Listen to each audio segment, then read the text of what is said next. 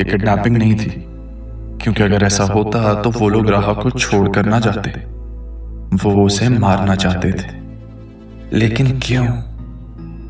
अगर तुम चाहो तो मैं तुम्हारा साथ दे सकती हूँ। तो क्या आसिया बेगम?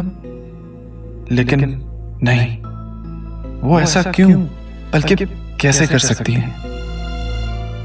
तो फिर सरयून? मैंने जो देखना है वो देख लूंगा, लेकिन तुम उससे दूरी बना के रखो। अगर जरीऊन को यह निकाह करना था तो वो राह का इंतजार करता, उसे तलाश करने की कोशिश करता, लेकिन उसने ऐसा नहीं किया और राह की जगह बतूल से निकाह कर लिया।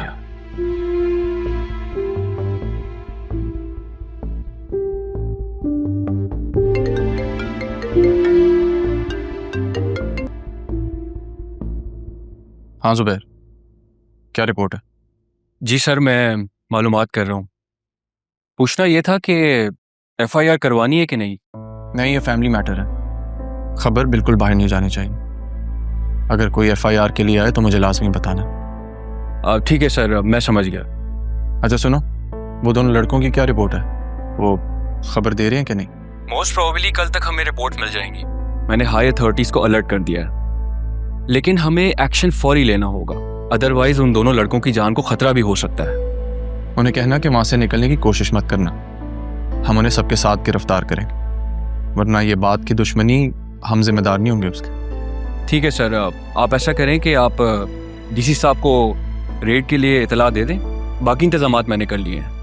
ठीक है, मैं सुबह बात करता हूँ। ख्याल रखो, खुदा हाफिज़।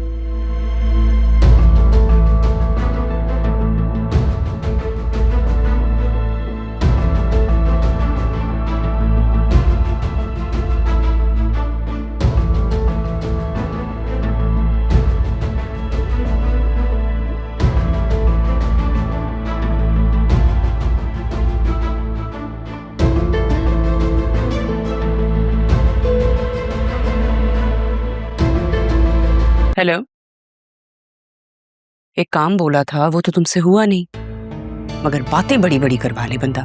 रखो फोन, मैंने कहा ना फोन रखो। अरे तुम किस वक्त आए? मैं यही था, किससे बात करें? दोस्त की कॉल थी। अदील तुम बहुत वीक लग रहे हो, तुम्हें रेस्ट करना चाहिए। बेटियों को वो ऐसे रुखसत करता है? नहीं, लेकिन क्या कर सकते हैं, जो कुछ हो रहा था वो ठीक नहीं था। और फिर तुम तो हमारी बेटी को जानते हो, वो बहुत हसास है, छोटी छोटी बातें दिल में रख लेती है, कुछ बोलती भी नहीं है। जो कुछ किया उसकी बेहतरी के लिए किया। जो कुछ हुआ वो होना नहीं चाहिए था। मैं पापा को क्या जवाब दूंगा? क्या मतलब? पहली बात तो ऐसा कुछ होगा नहीं, और अगर कुछ होता भी है तो पापा से कहना ना। बतूल ने तो जो कुछ भी किया सबकी इज्जत रखने के लिए किया। इनफैक्ट उस पे तो फख्र होना चाहिए। हमारी बेटी ने तो सबका मान रखा है। नहीं अच्छा तुम वहां, मुझे काम है।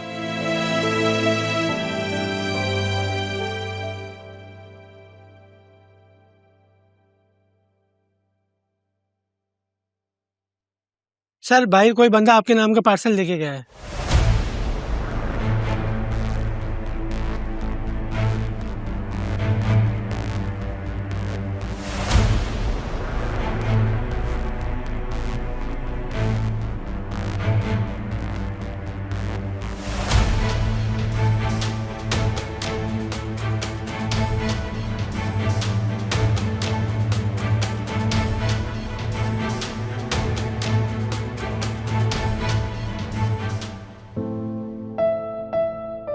कुछ तो बोलो मेरी जान,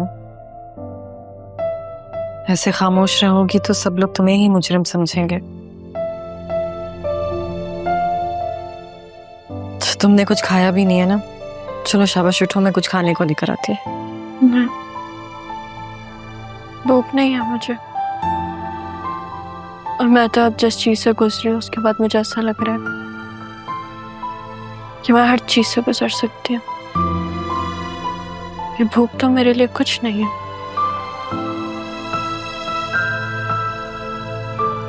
कब तक चलेगा ऐसा? यकीन करो उन पर कोई असर नहीं पड़ेगा। मुझे तो पड़ा है ना।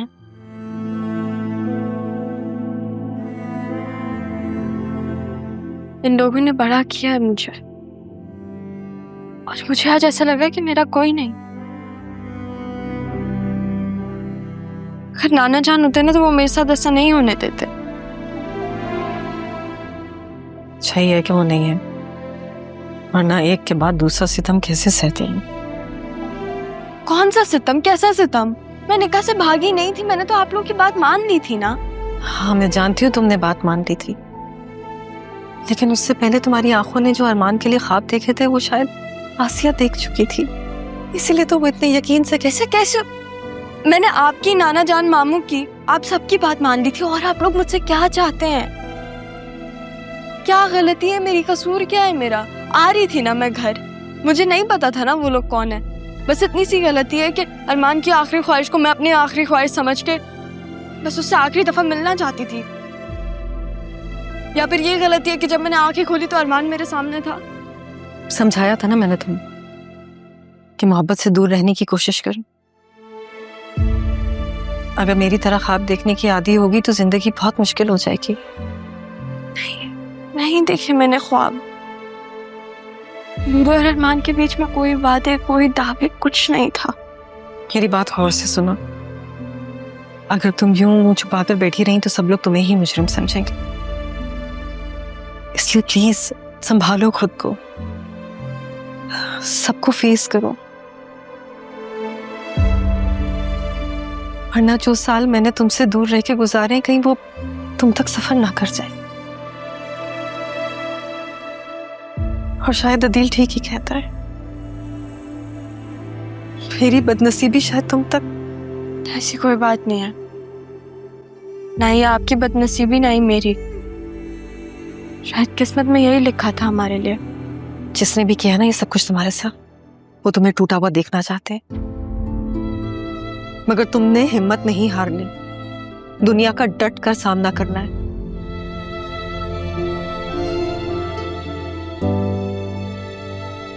तुम दुनिया का मुकाबला करोगी और अपना रास्ता खुद बनाओगी। तुम दूसरी तारा नहीं बनोगी राहा। ऐसे ही करूंगी, लेकिन मैं सबका सामना किस मुंह से करूं?